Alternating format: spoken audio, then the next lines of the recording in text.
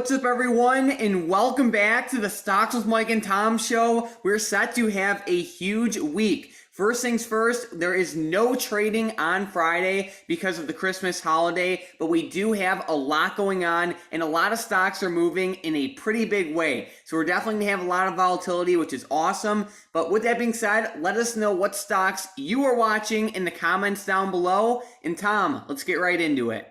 Yeah, definitely, Mike. And will we finally see the Santa rally come this week? A lot of people always wait every year for the market to rise the week that we go into the holiday season. And, heading into this week, we've been actually seeing the SPY take a bit of a dip to the downside. So it's going to be a pretty volatile week, to say the least, Mike. And, lots of people are looking for the market to go up here. Probably even these higher tech stocks like AMD, Facebook, stocks like Caterpillar. I'm sure people are looking for a pretty big rise, especially out of retail companies, kind of like KSS, maybe even like Walmart and Amazon might get a boost because of all the holiday shopping and stuff like that going on. But honestly, there's some pretty big analysts at like Charles Schwab that came out in quotes and said, as we head into the last 2 weeks of the year, we know volume is light and volatility can also pick up, said Jeff Kleintop, chief global investment strategist at Charles Schwab. And he also said there's the possibility of a Santa rally, but there's also a possibility of a lack of volume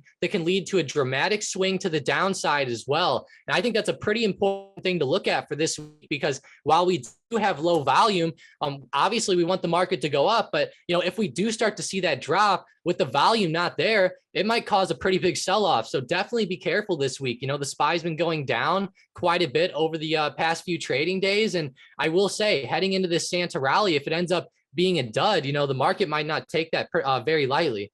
Very true. And I think you brought up a great point, in a lot of things, but especially with the Santa rally. And another thing to keep in mind is that while the market itself is kind of back and forth, I personally think that there's a lot of opportunity with some of these old COVID plays like Zoom, Teladoc, maybe Peloton, and a couple other ones, because while the market's just not really moving, we had Zoom up nearly 10% on Friday alone and Teladoc up nearly 12%. So what does that tell you? There's a lot of money flowing into these companies specifically. So I think they should definitely be on the watch list, you can say.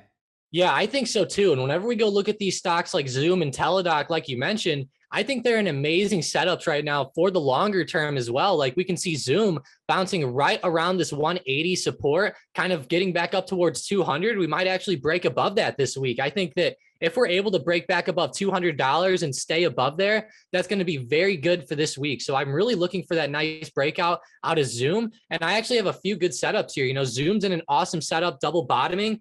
We also have FSLY, also double bottoming around their $35 support. They look pretty good to the upside. Corsair, which is CRSR, I like. And I even kind of like stocks like TWTR that have been getting beaten down. And it looks like they're kind of bouncing on their $40 support. So a lot of stocks are around support right now, Mike. And, while I think that we can see the Santa rally out of some, I feel like that we might see some of the bigger stocks like Apple and Microsoft possibly pull back. You know what I mean?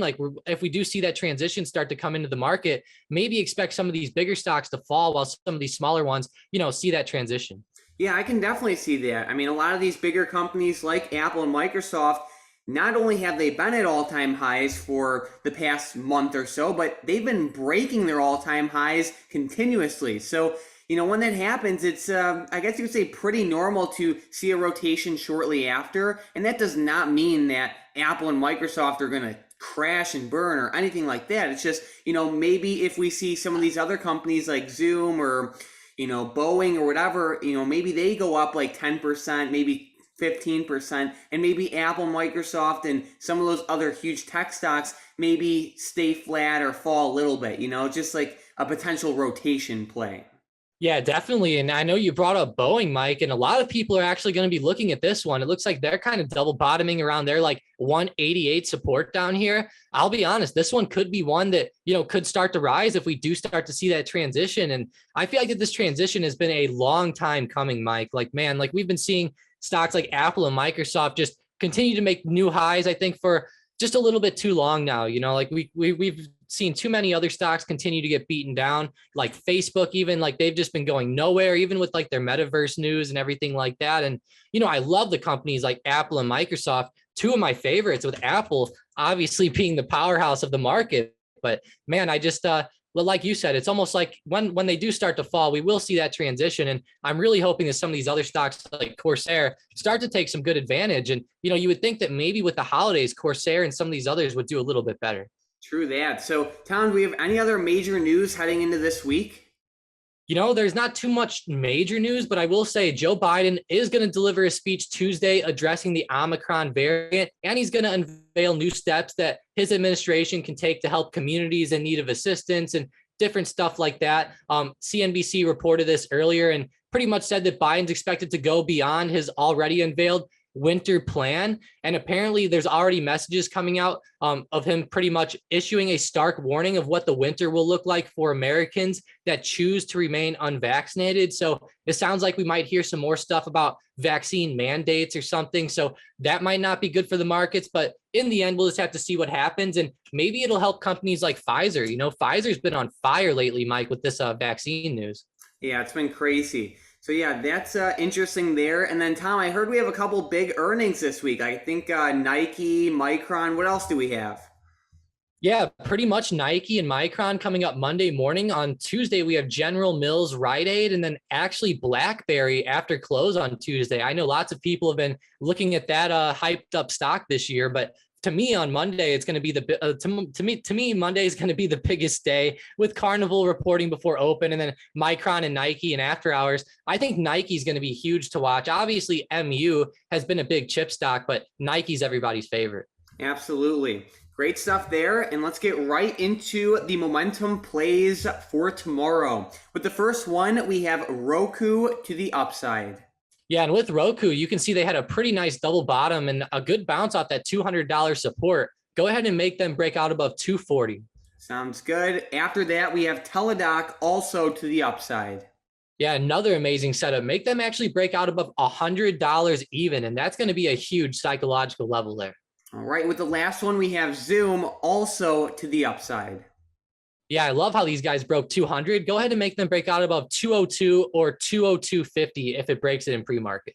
Here we go. So we are watching these three plays for potential day trades to the upside tomorrow, only if they break above the level Tom listed. And, Tom, while we're on the topic of Zoom, we definitely have to showcase this bot play from Friday. The hybrid bot called out the Zoom 195 strike calls at $480 each. It ran all the way up to $1,000 each by the end of the day. The bot has been on fire. Of course, not every single play wins, but the bot has been on fire. If you trade options, and if you ever day trade options, this is the bot to try. It's been doing amazing lately. The Zoom play went from 480 all the way up to 1,000, which is a 108% pop, and it's just been on fire. Like, we also had an amazing trade on Monday with the bot with NVIDIA puts for 147%, and then we had another great trade on December 9th with Lucid puts for 103%. It's been awesome. So if you trade options, definitely check out the first link in the description and the comments down below. If you've been thinking you want to try it out, now's the time. We have a coupon running and you can cancel at any time. With that being said, I just want to shout out our member of the day really quickly, and that is Vicky. Huge shout out to Vicky. Thank you so much for being a great member of the StockedUp community. You're always providing a lot of great information, and you're always super active, and all the comments on YouTube really help us grow. So we really appreciate it, and huge shout out to Vicky. And with that being said, let's get right into the comments from the previous video.